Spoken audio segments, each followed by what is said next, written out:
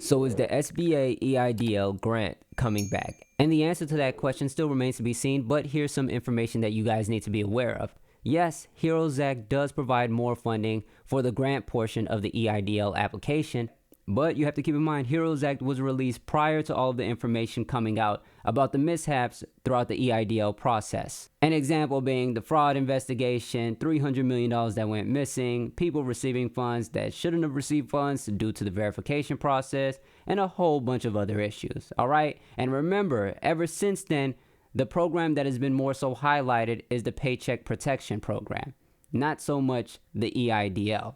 So in simple terms, yes, there was a lot of early support for the EIDL, and that includes providing more funding on the grant side of things, but now the majority has been more so focused on criticizing the EIDL and highlighting their mishaps while praising the PPP and wanting to actually provide more support for the PPP instead of the EIDL.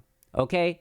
So whether or not you'll see more support for the grant portion of the application in the next stimulus bill still remains to be seen, but it's a good idea to get an indication of what's going on in regards to politicians. Yes, the majority is more so focused on supporting the PPP and highlighting the issues with the EIDL, but there is still some politicians that do want to provide more support for the EIDL grant funds. Now, whether or not that will actually happen, of course, time will tell, but as of right now, things haven't been looking good as a whole in regards to getting another round of stimulus passed. Okay?